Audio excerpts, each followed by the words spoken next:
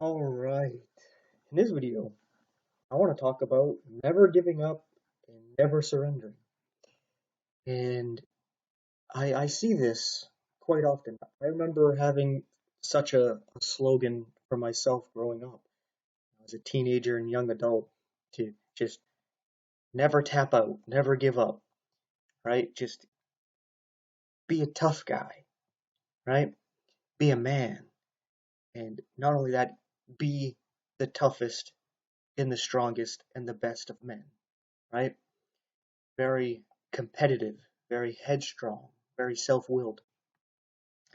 And these have a use and they can benefit in certain situations. But to have this motto, never give up, never surrender, is not always a good thing. Sometimes the best thing you can do is to give up. The best thing you can do is to surrender. And what made me think of this is this morning I was reading in Exodus and I was reading chapter 12. And you should know by that point, the Pharaoh of Egypt, he gets all the way to the 10th plague where his firstborn son dies. And the firstborn of all the Egyptians die. The firstborn of all their cattle die. And he finally slightly gives in. And he finally lets the slaves go. But even then, he's like, no, he gets back up on his never give up, never surrender horse and charges after them. And we all know the story that he ends up drowning. Him and his whole army get destroyed. So we see that there's a point at which you should give up, you should surrender.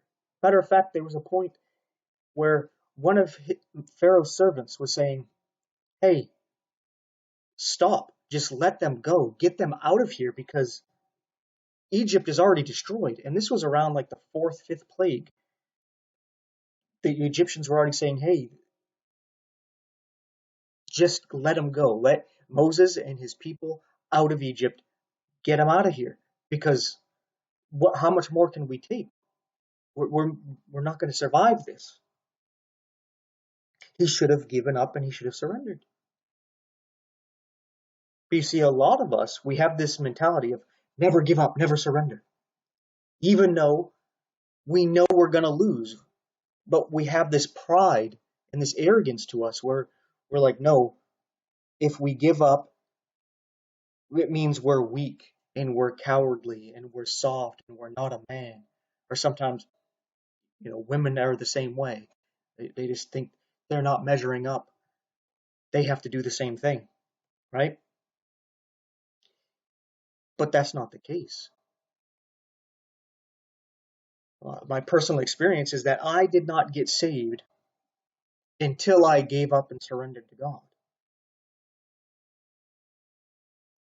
Because even when I first came to Jesus and I was reading the Bible, I became a Seventh-day Adventist and I believed I had to keep the law to be saved, right?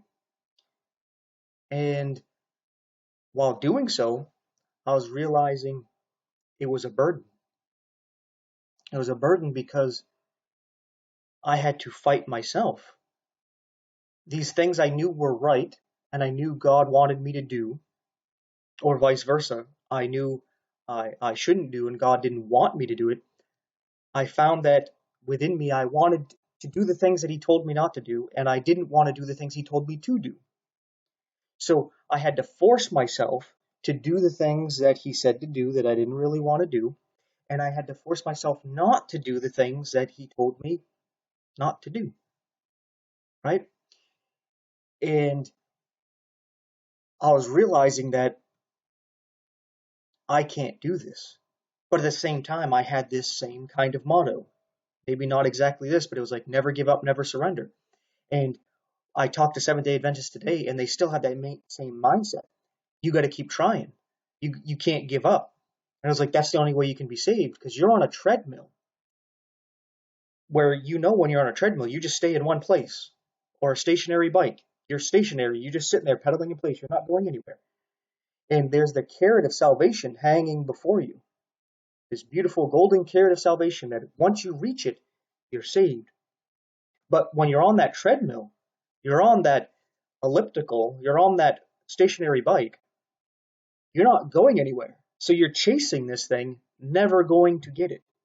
But you keep telling yourself, never give up, never surrender. But you know you're never going to get it because you have to be perfect. And you know that you're not perfect. And not only that, your intentions are not perfect because you do it to escape hell. You do it to earn heaven. You don't do it out of a love for God. You don't do it out of a love for others. You're doing it for yourself. Right? And you know, even your best efforts, all you're doing is fighting yourself. So even with your best efforts, you're not changing the problem. The problem is you and your desire to do what is wrong and not to do what is right. And if you keep doing this, never give up, never surrender, you're going to fail. You're going to end up like the Pharaoh. I mean, you're going to destroy yourself. And that's what happened to me. I realized I can't do it. And I had my own fight with God saying, you got to change me because I can't do this. Little did I realize he was leading me to the cross, to the gospel, the good news of my salvation, that he already saved me. He already saved you. He already saved us all. We just have to accept it. You see, he lived that perfect life that we're trying to live and that we can't do. I find this talking to the Seventh-day Adventists and the Catholics thinking you got to keep at it. Even though you're not perfect, you got to keep trying. No, God said to be perfect as your Father in heaven is perfect.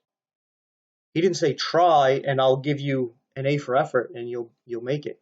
No, you either do it or you fail. It's 100% or you don't make it. It's a very strict test. It's not, oh, you get 90% and you're good. No, 100%, not 99.9%, 100 or you fail. We couldn't do it. That's why God came into this world to live that perfect life for us. So that when he died, he didn't die for himself. He died because of us and our sin. But because he was dying for our sin, he was able to raise from the dead. And since we at the cross, by faith, are willing to give him our life, our past, present, and future, he gives us his past, present, and future when he raises from the dead. Because by faith we die with him, so also by faith we raise with him. But we have to give up. We have to surrender. And I was noticing a lot of people, especially the people I talk to who happen to be Catholics and Seventh-day Adventists, their pride won't let them get off the treadmill. They'll just keep going. But you're never going to get there. I've talked to an Adventist who was a 90-something years old, and he was telling me I got to stop sinning. Not that I was sinning in front of him or anything. He was just saying in general, you got to stop sinning if you want to be saved, you want to go to heaven. I asked him, have you stopped sinning? Reluctantly, he said no. And I asked him, how long have you been a Christian or a Seventh-day Adventist? And he said since he was around 10, 12 years old. I was like, so like 80 years you've been a Christian and you haven't stopped sinning yet. How long are you going to run on this treadmill until you realize that you can't do it? When are you going to give up and surrender? And I say that do the same thing even when struggling with sin. But that's for, I guess, another video for this phone one here because you can only do 10 minutes. Can I add about 10 minutes? So I'm going to stop this one I'm doing on my phone here. Thanks for watching and take care. All right, I was doing this on my phone so I can put that to TikTok and doing this here. But I would say to do the same thing even when it comes to sin. And you may be thinking, what, you're saying to give in to sin? Yes and no. You see, it's your fight against it that gives it the strength. Like we're told in one of the Corinthians books there that the strength of sin is the law. And it's you listening to that law and trying to obey that law that strengthens that sin. Because when you see the law that says something like, don't envy, don't lust, don't lie, right? And you like to do those things, what ends up happening?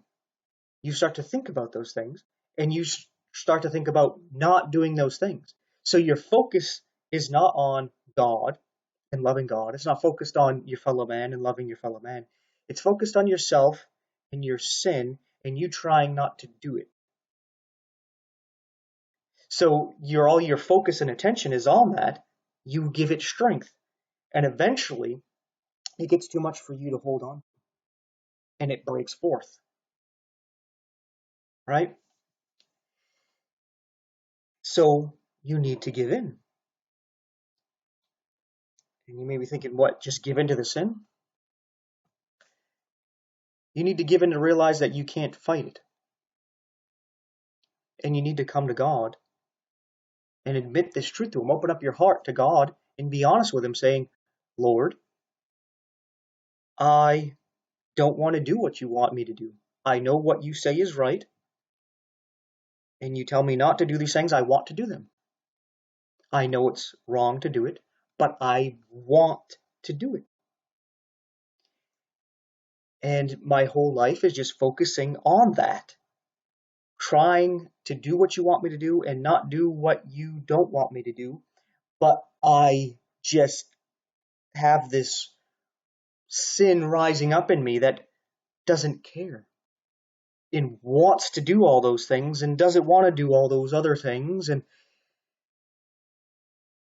I can't handle it. I can't do it. Have mercy on me, a sinner. I can't do it. I give up. I surrender. I don't want to carry this burden for the rest of my life. Some of you might be 20-something years old, and you may live 80, 90, maybe till you're 120, right? Who knows? You may be strong now, carrying that burden, thinking, hey, I'll never give up. I'll never surrender. But you're going to spend your whole life carrying that burden. Imagine that if you wanted to be a tough guy. Imagine you had to carry, let's say, 100 pounds on your shoulders all day, every day. And if you give up and you surrender, you're not a man. You're a loser. You're trash. And yeah, in order to be a man, you can never put that burden down. Or, to be a good woman, you got to do the same thing. Right? Maybe you can go a very long time. Maybe you can go way longer than any other man or woman besides God. Right? So what? Why would you want to do that? Right? It's going to have a negative effect on your mood, a negative effect on your body. You're not going to be able to enjoy yourself, enjoy others. Your whole focus is always going to be trying to maintain holding that weight, and your life is going to suck. So even if you could do it, so what? Why do it? So you can live up to that never give up, never surrender mindset? Screw that. Get off the treadmill, put the weight down, realize you can't do it, and cry out to God for mercy. Because He is very merciful and very gracious. And you realize that He saved you. And you accept that salvation. Put the burden down. And then what you realize, because this is where a lot of people, when I talk to Seventh-day Adventists and Catholics about this, I have to put this tidbit in. I was going to wrap it up here, but I have to say this, is they'll say, you're saying do as thou wilt, and just to go live in sin. Wrong. Are you saying that that's what I'm doing? If you're going to accuse me of sin, show me my sin. If you can't show me my sin, then shut up about those things. Because I've never once condoned sinning into living in sin, so don't lie about me. Especially if you think lying is a sin and you're condemned to hell for sinning, such as lying, then don't lie about me. Because I've never said such a thing. You just believe that because you can't fathom any other reason for fighting and never giving up, never surrendering, and not sinning other than for yourself, so that you don't go to hell and so that you can go to heaven. And if you don't have to do that to avoid hell and earn heaven, why would you do it? Why would you serve God and obey Him? Well, because you actually love Him and you love your fellow man. That's why you. But you see, once you actually give up, that's when you join with the Lord. That's when He dwells within you. And He starts to walk with you and change you from the inside out, where all of a sudden, now that you're free from the law, it doesn't have that grasp on you anymore. Because you're no longer thinking about your sin and trying not to give in to it. You're thinking about God and praising Him for His perfect life that He offered you, for His salvation, for Him clothing you with His righteousness. And now those sins, you don't even think about them. They don't have a hold on you anymore. He set you free. So now you can actually live that life you've been trying to live, but you live it by the grace of God, where He's already given you the victory because He got the victory. So now those things that you fight against, whether it's just something like you envying others, and why can't those kind of things happen to you, and you're jealous, these kind of things just fade away, where you're just like, well, I know I'm saved. I want to be with God for eternity. I have nothing to worry about. So you become content and you're not thinking about those things anymore. Or you're a very lustful person. All of a sudden that desire changes, where you look at others not as some kind of sexual pleasure, but as a fellow human being, another fellow member of mankind, a brother, a sister, somebody who needs to be saved just like you did. You see, these things change in you. And you'll notice that it has no effort on your part whatsoever. You gave up and you surrendered to God, and all of a sudden He's molded you and changed you, where from the inside out you don't have those same desires anymore. So there is no temptation. There's nothing to fight.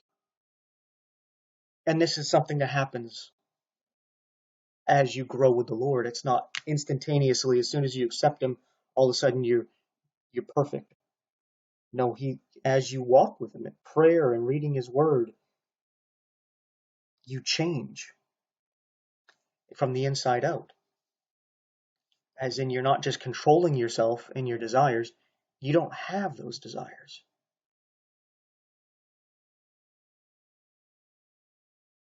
And it's relief. That's where you get that fruit of that Spirit, the joy, the love, the peace from Galatians 5. You don't have that while you're trying to save yourself. That's why Jesus tells us in Matthew 11, "Come on to me, all ye that are heavy laden, and I will give you rest." He says He gives rest to our souls.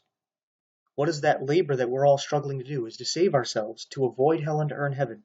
He's saying, hey, come to me, and I'll give a rest for your soul, where I'll save your soul, so that you're no longer carrying that burden. Put it down. Give up and surrender. Because I did it. And I'm going to give you my victory. So with all that being said, thanks for watching, and take care. Alright, here's the 3 verses that I like to put in all the videos here. Isaiah 34:16, seek ye out the book of the Lord and read, so that Jesus doesn't tell you what He tells the Sadducees here in Matthew 22:29, ye do err, not knowing the scriptures. It's not that you are in error because you don't know the one true church that happens to be your denomination, or that you don't know the fundamental beliefs, or the Nicene Creed, the Apostles' Creed, or whatever creed, or that you don't know the magisterium or the clergy, or you don't know your favorite pastor or priest. That's why you're in error. No, you're in error because you don't know the scriptures. You need the scriptures to test to see whether or not those are correct, whether those are the right traditions, whether those are legitimate clergy, whether that church is actually following God, and whether those creeds line up. Those fundamental beliefs are found in the scriptures. Because knowing the scriptures is knowing God. Like we read here in John 17:3, Jesus says, "And this is life eternal, that they might know thee, the only true God, and Jesus Christ, whom thou hast sent." And this is a deep knowing. As Adam knew Eve and she conceived, you need to know God in like manner, so that you may be born again, that his word, his seed, it abides in your heart. Will you truly believe that Jesus Christ is God in the flesh, that he died in your place and gives you his life in exchange, so that your righteousness, your good and your bad, your life, past, present, and future, died 2,000 years ago. Your life is his. He can do what he wants with it. He puts it to death, and he gives you his life in exchange, his perfect, eternal life. That's the deep knowing you need to know of God. So, there you go. Do you know him? Do you want to know him? Get to know him. Thanks again for watching. Take care. So that fella couldn't join the church. He couldn't join the church. He couldn't get baptized. He couldn't get baptized. He woke up with God. He woke up with the devil. Are you saved? Amen. So that fella didn't take the sacraments. Didn't take the sacraments. Didn't say the rosary. Didn't say the rosary. Didn't tithe. Didn't tithe. He went to heaven. He went to hell. You saved? Didn't keep the law. He didn't keep the law. He broke the commandments. He broke the commandments. He didn't keep the golden rule. He didn't keep the golden rule. He woke up in glory. He woke up in the pit. Are you saved? You're saved. If you're not saved, you're over here or you're over here. You sure ain't in the middle. He said, Lord, remember me, thou comest thy kingdom. And Jesus turned to him and said, Verily I say unto thee, today shalt thou be saved. Just like that. You have been saved? If you ever saved, you were saved like that.